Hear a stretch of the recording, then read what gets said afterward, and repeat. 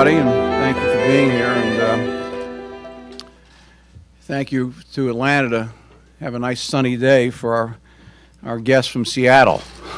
So they don't always see the sun there, so we're thankful for that.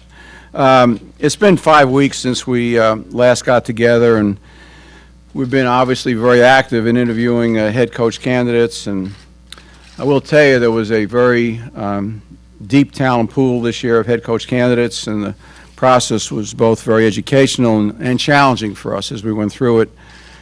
And I want to thank our internal search team for their work, Rich, Thomas, Scott, and Kim, and Jed Hughes from Korn Ferry, and Joe Banner, who volunteered his time and his experience as needed.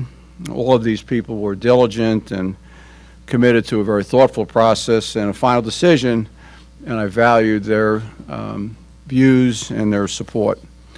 Our search was focused and it was thorough. We considered former head coaches, we considered college coaches, coordinators, had lengthy interviews with our top 7 candidates, discussing a very wide variety of topics, as you might expect. And we appreciate their time, and in preparation, each candidate invested in the meeting and did an outstanding job in their own regard.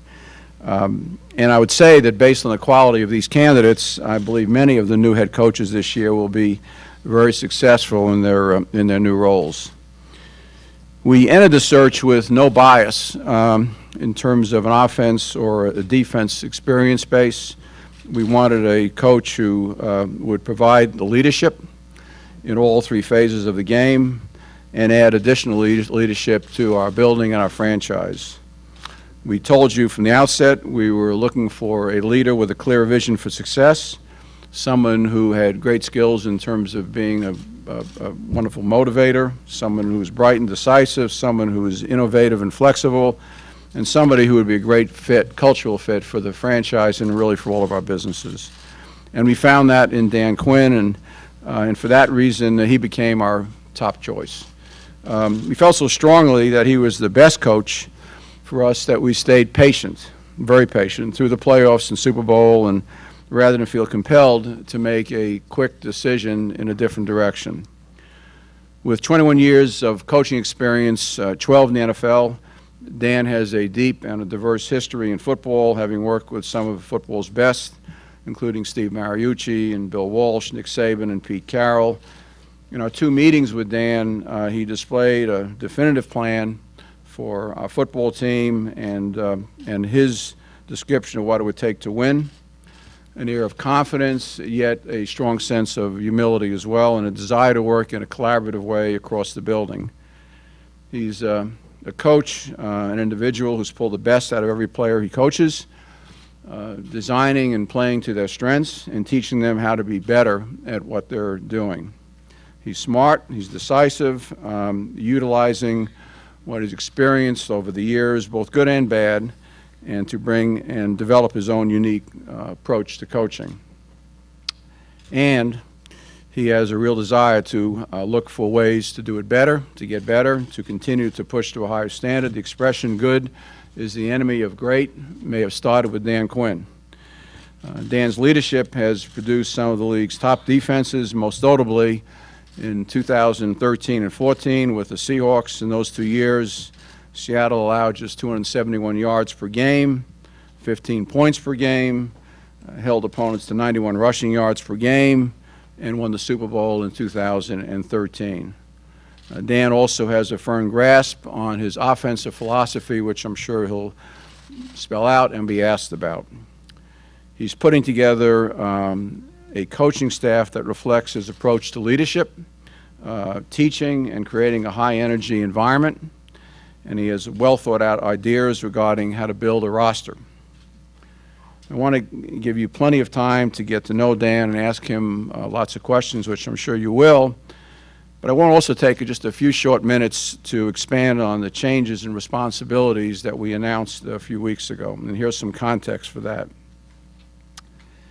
As we planned for hiring a new head coach, we spent a good amount of time talking through areas where we could improve our processes and our decision-making and to maximize the resources within our football operations. We also considered the best practices and models at other clubs, and we decided that ideally we would find a head coach that had both the capacity and the desire, and those are two distinct attributes, to control the 53 and 46-man rosters as well as the practice squad. We discussed that opportunity with all of the candidates, but we were not in a position to publicly clarify the questions regarding authority structure until we had a head coach contract completed, which didn't happen until Monday of this week. We were very fortunate to find in Dan a head coach with strong references for evaluating talent, as well as a strong desire to be highly engaged in building the roster. I said this over the weekend in a couple of interviews at the Super Bowl, but I think it's worth repeating. Words like power and final say, control, are not terms that we like to use in how we operate our Falcons or any of our other businesses. Our approach has always been one of processes, collaboration, and partnership, and it will stay that way, and it's an approach that is very attractive to Coach Quinn. Going forward, Thomas and Dan, along with their staffs, will collaborate fully in evaluating our roster and working on free agency and the draft, as well as other player matters related to building the roster. To be specific, Thomas, as our general manager, will have final authority over free agents and draft picks. Scott now has the responsibility for running free agency and the draft, which is a great use of his time and his talents, and he still continues to report directly to Thomas. Dan will have final authority over the 53, 46-man rosters and the practice squad. Again, the word final is not one that I would choose to use, and I don't think it's one that the coach would continue to use, but in order to legally understand what that means, we thought we'd spell it out. This structure is not unusual today in the National Football League. 10 other clubs work this way, including 8, excuse me, that have, excuse me, sorry. Patience.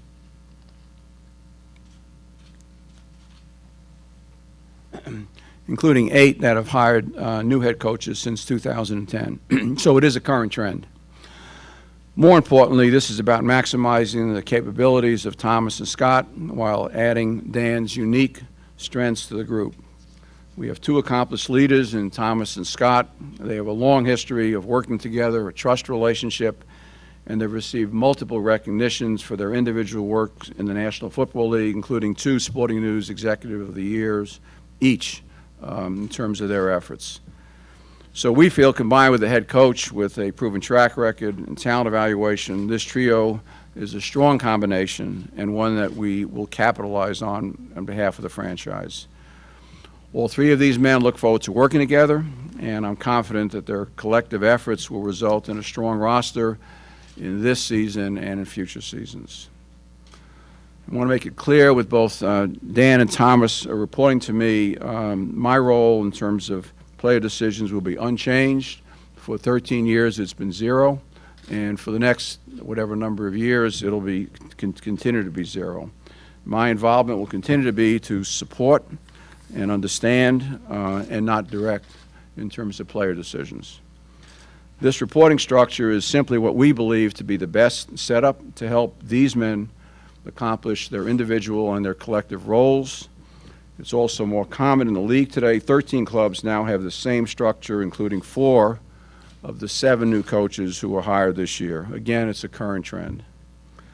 So I want to close by thanking Rick Smith, who's with us today, and his wife, Julie, for being here. Thank you for your help in working on Dan's contract and your efforts in his behalf and behalf of our franchise. And now I'm very pleased to introduce Dan Quinn and welcome his wife, Stacy, sitting in the front row as well, to Atlanta. Thank you.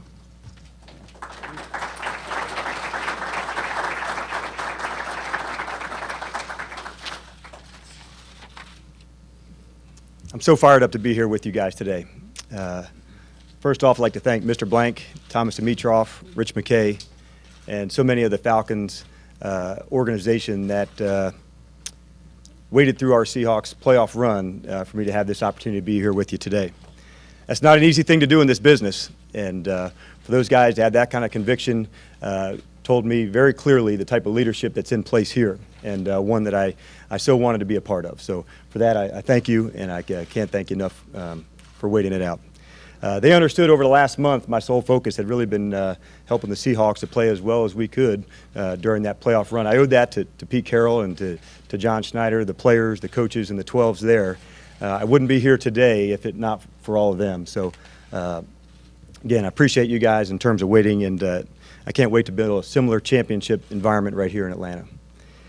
Special thanks to my family and friends, and especially my wife Stacy, who's here today. Wouldn't be here without you today, so I appreciate all the love and support, and my advisor and friend Rick Smith here today too. So I know we have an extremely passionate fan base here in Atlanta, and I want to know that the brand of football that we're going to play is going to be fast and physical. We're going to attack in every phase that we can, and then most importantly, I would like you to know that the energy and the enthusiasm you bring to the Atlanta Falcons can be unmatched in terms of the energy I'll try to bring to you as your head football coach. It's an unbelievable opportunity, one I couldn't be more proud to be here and be here with you today. All sorts of challenges ahead, lots of hard work to do, but I can't wait to get started with all of you, and with that, I'll open it up to some questions. Coach, could you talk about the extended nature and just how complicated it was going through this process the second year in a row for you? Well, fortunately for us, the league does provide an outlet where you can do it during a bye week.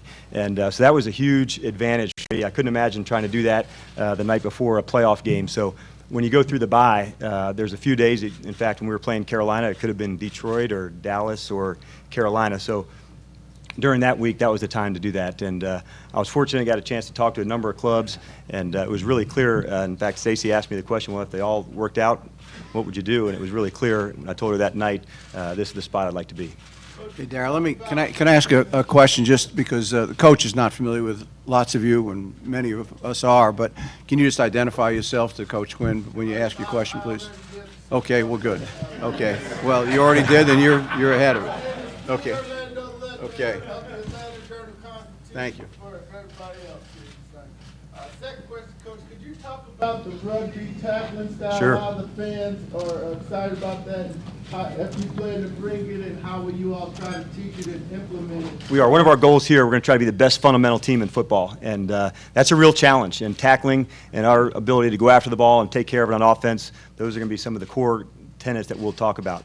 The rugby tackling really involves shoulder tackling, and it's a leverage tackling principle. So for us, not only is it safer, it's more effective. And so for us to do that, rugby has used, shoulder tackling for years.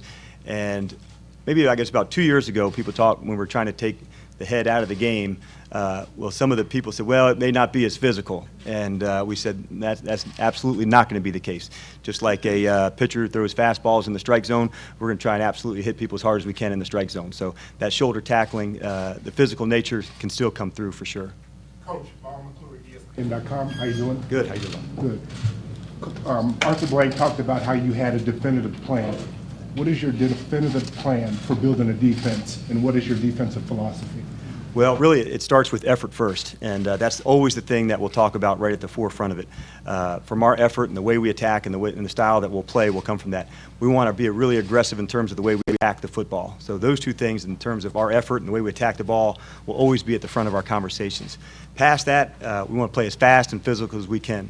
For us to play that style, we won't have 1,000 different defenses. What we will do, it's not necessarily what we play, it's how we play it. And that style will be real clear to come across in terms of style and the attitude that we play. We'll try to best feature the players that we have, and that's one of the real things I'm looking forward to getting started with now, is to better learn these guys here. And so we can now best feature them in the best way. And just a quick follow-up to that.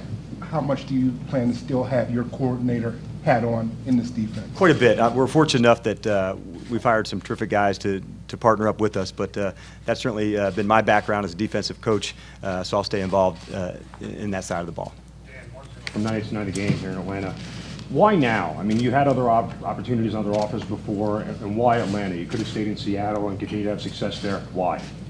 Well, I think number one, it was the leadership challenge, that you're after. And when you go from being a position coach to a coordinator, that challenge goes from managing your own individual room, and then as you become a coordinator, then it becomes to the staff that you're with and the defensive unit. And so for me, it was that challenge that it was going to take to run an entire team in the style and the fashion that you'd like to play football. So for me, that was the real reason why I wanted to kind of take on this next challenge.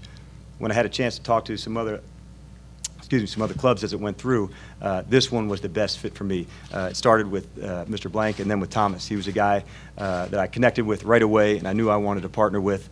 I saw that relationship work strongly in Seattle with Pete and John, and so that's what I was looking for, somebody to partner up with to do it together. And so when I had a chance to connect with Thomas, we had a lot of mutual friends and guys that I respected in the business, but it was that partnership that made this one so unique for me. Plays, game day? You know, we haven't come to that decision yet, but I'll certainly be involved on the defensive side of the ball. It may come to that, it may not. I haven't been down that far yet in terms of decision making, but I'll certainly want to be involved on the defensive side, whether it's calling or, you know, be involved with the game plan. How long do you expect the process of trying to evaluate everything you have to evaluate in terms of personnel to take? You know, I think that's the thing we're going to start tonight, and to me, that's the number one goal.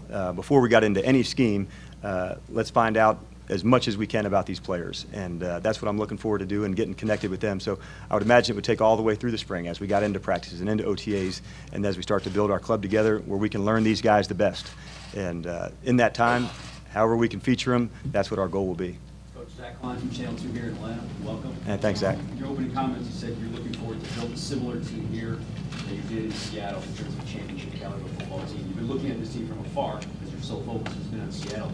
How far, in your view, is this team away from becoming a dominant force in the league? You know, I haven't studied our own roster, as you know, just from my time in Seattle was solely focused on them. So really, it's just really more the mindset of how we can go to attack and feature the guys here. So I can't wait to get started on that process and get to know these guys as well as I can. So the process, you know, begins tonight.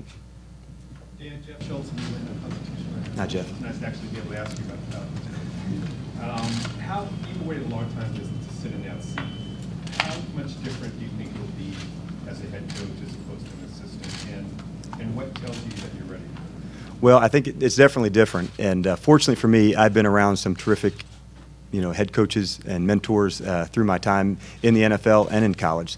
So, like all experiences, you learn from quite a bit of them. And so I knew I'd have my own style of how we would do it if I ever had this opportunity. So over the last year is really when it became clear to me that I have a real style and vision of how I'd like to do it. And so when I had this opportunity this year, it seemed like the right time and the right fit. Coach Evans with 92.9 The Game. You talked about challenges. What's the biggest challenge for you in your first go-around as a head coach, and then also a challenge in turning this team around? I think really, as coaches, that's the part we love the most, you know, the challenges. And I think the biggest one for me is how fast I can get connected and learn our guys the best. And when we do that, and how close our players can get and how tight they can get, that's when we'll be at our best. So my sole goal right now is to get to know these guys the best and how tight as a group we can become. The best teams I've been a part of are the teams that are the closest. And so I'm anxious to get around these guys and get to know them. Ken Rodriguez, Fox 5. You weren't short on talent in Seattle on the defensive side of the ball. How important is it going to be to have your kind of guy playing defense for you? Really, my kind of guy is somebody who plays fast and physical. And that style and the attitude that we play, it's going to start with effort first. And there's some terrific guys here I can't wait to connect with. And really, playing good defensive football starts with a mindset and an attitude first. And that's where we'll start. And then there's a number of guys that are already here that are going to be a big part of it. Coach, State Shapiro from 680 The Fan. One of the things that Coach Carroll did when he came in was almost a total flipping of the roster, upheaval, you know, almost 100 transactions. Is one of your messages, particularly on the defensive side of the ball, they're open, they're really no job is safe, and you're looking to make as many moves as you have to make to try to get the right people there? Not necessarily. The biggest thing for me is how can I go and evaluate, you know, our team the best. And so I want to get connected with these guys and find out as much as we can about our own players. At every opportunity, we're going to compete. And if that means evaluating and finding players to keep tweaking to get everything just right, that's what we'll continue to do. But the first part of business is getting to know our own team. Hi, Jay Rosenberg, Score. Can you talk about the opportunity to come in and work with a quarterback like that, Ryan? And I'm so fortunate in that way. You know, at that position, it's such a unique one in our league. And so, to get partnered up with somebody as accomplished as Matt and all the things from the intangibles he brings not only to the position but to the entire team, I can't wait to get connected with him. Coach Mark James, 1990. This franchise was 2 years ago in the NFC Championship game. How far away do you think they are from returning to the postseason? Each year is different, and the challenges are different. So for us, the biggest thing is instead of looking too far ahead, is how good can we get right now? How good can our OTAs get? How good can this offseason be? We're going to try and have the best offseason we've ever had for each individual player. So that's my sole focus right now, is how good can we get now? And that'll be all the way through the offseason, into OTAs, and then to have the best training camp we've ever had. And then from there, we'll let it go. But we won't reach too far out ahead. Let's really stay focused on what's important, and that's right now, how good can each of our individual guys get this offseason, have the best offseason they've ever had. Coach, your defensive philosophy obviously is clear. What is your offensive philosophy going to be like? Really, the number one thing, and for me, is balance. For a team that's able to have run and pass, that's the hardest to go against. And I've always, admired teams that have tough physical styles that, can emphasize the zone run game and then ways to attack vertically in the pass game. So for me, the number one criteria is going to be balance and different ways to attack, and that's why it's been so important for me to have this understanding of how we could do it with all the pieces here. It's going to be a terrific fit. Coach, Brandon Lee, Sports Radio 680 fan. When you look at your front seven, do you like hybrid type players or traditional pass rushers? And is the sack a statistical category that's important to you? I'll kind of do the questions in reverse. For sacks, the biggest thing for us is affecting the quarterback, and that may be the hits on them, the times we can move them off the spot. The third down sacks are critical ones because that's getting off the field. But for us, the biggest thing is going to be affecting the quarterback. It may be by the way we rush, maybe by the way we pressure, maybe by the way we cover, or a combination of all of those. But affecting him is the number one thing. Versatility is going to be a really big component of our guys who play linebacker and play defensive line. That versatility to play more than one spot allows you the flexibility to add pass rushers to your team, and also when injuries occur, which are going to happen in this game, now that versatility allows you to play guys at different spots where when a guy goes down, the next guy's up has already played that position. So we'll start the versatility, and the more guys can do, we'd rather start that way earliest to say, let's find out what he can do, keep giving him more. If they can handle it, now we know we have a guy who's got that versatility. Dan, you used the word fast maybe about 5 times. I know reading is part of it, but is it more about reacting to the football, take it down to the ground? I think when we play our fastest, you're really freed mentally. And by that, what I'm saying is we don't give the guys so much that they're not able to play right at their very best. Here's the tip, here's the alert, here's the key, and let's go get it. The best defensive teams I've played on have had that component. So by playing fast might not necessarily mean we have faster players. It's the style and attitude of how we play. And by us not overloading them, now we're allowing them to do what they do best. Where are you with your staff? Can you talk about the coordinators that you're bringing on Sure. board and what other roles you might develop? Right, and as we get through this, starting today, Richard Smith is going to be the defensive coordinator, and an important guy for us is going to be Raheem Morris, and Ra will also be involved as the pass game coordinator. He'll be an important part of what we do. So Richard and Raheem will work closely together on the defensive side, and I'll certainly be involved in that way as well. Fortunately for me, I was able to get connected with Kyle Shanahan, and the way he can attack on offense, he's one of the hardest guys to coach against from a defensive standpoint. So whenever you're on the defensive side and you're looking at the other guys, in the back of your mind you say, okay, what is the system? What are the people that are so unique that's so hard to go against? And Kyle was always somebody that I've thought of in that way. We talked about partnering up maybe a year ago, and so when the opportunity came for he and I to connect this year, it was really important. And then Keith Armstrong, who you guys know here, is a terrific coach. And when I was able to be fortunate enough to be a part of the staff at Miami when he was there, so I had direct knowledge of how good he was. So for me to have the ability to hire somebody like Keith was critical for me. So those 4 guys in specific will be, in terms of the coordinator roles and the leadership positions here with us. And I know there's a press release that'll, talk about some of the other staff assistants as we go. But today I wanted to make the focus really about just those 3, and then we can talk about the team. The way the organization is now structured, you answer directly to the owner. Do you like that? And how do you anticipate that is different in terms of what you have seen as an assistant throughout the National Football League? Well, I think, number one, it makes it easy in terms of where to go, in terms of where you report. But the guy who I'm connected with the most and looking forward to partner up with is Thomas in this deal. And our collaboration together and how we see things and how we see football really got in line early in our meeting. And so for me, finding a guy with his experience and knowledge and passion for football was so important for me. I can't wait to get started with him. Dan Quinn, Atlanta Falcon Radio Network. You've made a great name for yourself in this league as a D-line coach, and Cliff Averill, Michael Bennett, a number of guys have sung your praises. Is that an area that you'll really have your hands on as you move forward into this season? I think so. That, when I've coached that position for so long, it's really, where my eyes have gone to first. So if I can lend expertise in that area, I certainly will. I know to be good in this league, to the line of scrimmage, and I wholeheartedly believe in that. So that'll be a real focus for us. I think the toughness of your team is the ability to run the ball and finish games, and then on the defensive side, for the ability for those guys to rush and affect the quarterback. When you have those two things in line, usually you have a pretty good chance of how you'll play.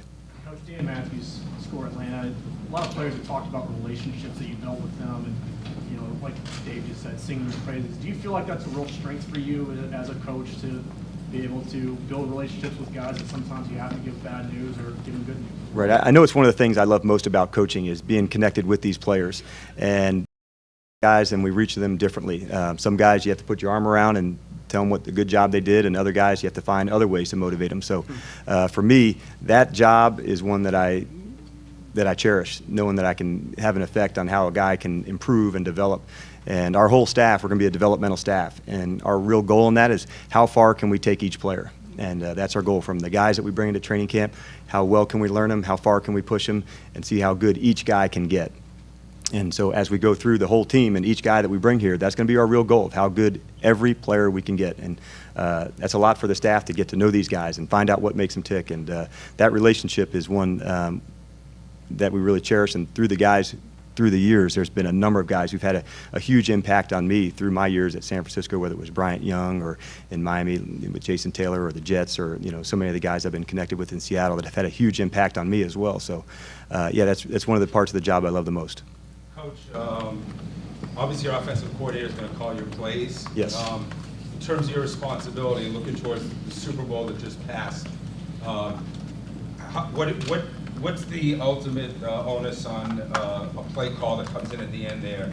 Do you think it's to take the call that your coordinator makes, or do you feel in your scenario you have to be the one to overrule or clear, or talk about how that game ended in terms of how you see Sure, it was a terrific game that went right to the end, and just a complete battle all the way, to the very end. So, like most things, there's a plan that goes all the way through, and you talk about all the situations and scenarios that come up, and like will be in all matters, it'll be a collaborative process. And but I would certainly defer, to the coach in that way in terms of who the play caller is for the best call at hand. It'll be something I'll be involved with. Let's talk about a lot of those situations before they come up. But do you see ultimately, does that fall on the head coach or the coordinator, the ultimate call that comes in? It ultimately comes down through the head coach. And then, from there, it's his decision whether to say, hey, let's change that or keep that. So without a doubt, it comes down through from the top first. Yeah, you make yourself to the point where that's all about your opening remarks to a group of grown men as a head coach as to what it is, not only to expect, but what it is you demand? I think really accountability is one of the things that we want to talk about first. And the messaging for our team as we go all the way through the process will be one of competition first, and just finding a competitive edge in all that we do. And so when it starts with that style first, and the effort and the toughness and the ability to finish that comes through, we'll have real style about how we'll play. So I can't wait to connect with these guys. I wish the offseason was pushed up that we could start even sooner. Dan, David Wilkinson with 11 Alive. You obviously know the challenges that await you with this defense, and I know you haven't had time to evaluate everything, but in your discussions with the front office, does it seem like it is a personnel issue or maybe more of a schematic issue? You know what, I can't wait to get started with these guys. So for me, I haven't evaluated, the players and the scheme in that way, but we'll have a real style and attitude of how we play. For us, it's going to still come back to effort first, and then our ability to go after the football. Those will be something that's at the forefront of our conversations. And I can't wait to get started on the personnel side tonight. The scheme will be some things that can feature our players here best, and that'll be a big part of what we did in Seattle. But most importantly, the better we can know these guys and how to feature them, that'll be what we'll do. On the AtlantaFalcons.com. Congratulations. Can you just describe for fans what the last 48 hours has been for? It's been an absolute blast. From the last 40 hours to get a chance to compete for a championship, in this game is as fun as it gets. And playing in that game, although the ending, was as difficult and hard as it could be, I knew the next day I was going to have the opportunity of a lifetime waiting for me here in Atlanta. And so although my focus had been on Seattle that entire month, I knew maybe at the end of the week here this opportunity would start, and I couldn't be more excited, more fired up to be here with you guys today as it kicks off. Okay, guys, thank you very much. Thanks, guys. Yeah.